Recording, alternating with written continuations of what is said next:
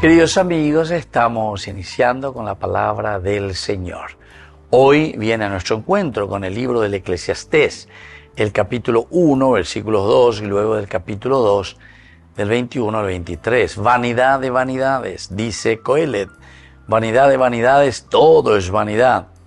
Hay quien trabaja con sabiduría, ciencia y acierto, y tiene que dejarle su porción a uno que no ha trabajado. También esto es vanidad y grave dolencia. Entonces, ¿qué saca el hombre de todos los trabajos y preocupaciones que lo fatigan bajo el sol?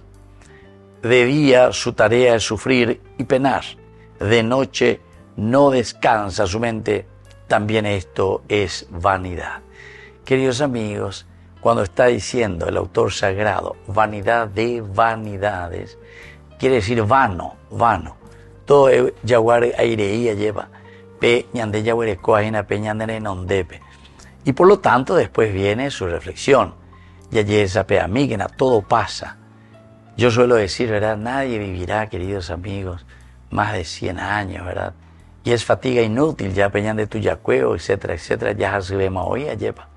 Pero en fin, lo que la palabra de Dios nos está queriendo decir y llamar la atención es que, aunque vivamos largo tiempo, primero que nosotros vamos a terminar en esa famosa frase del Génesis capítulo 3, 19, recuérdate que eres polvo y que al polvo has de volver.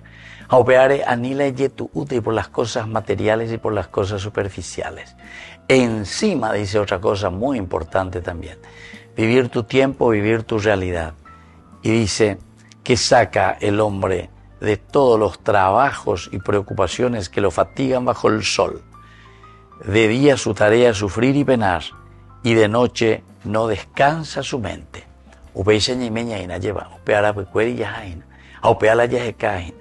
Vamos a vivir nuestro tiempo, vamos a vivir en solidaridad, vamos a vivir en ese cariño de una buena organización de nuestra sociedad.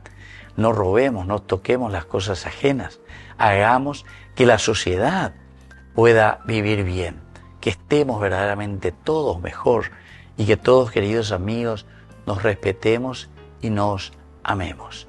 Que la bendición del Señor descienda sobre cada uno de ustedes, el Padre y el Hijo y el Espíritu Santo. Amén.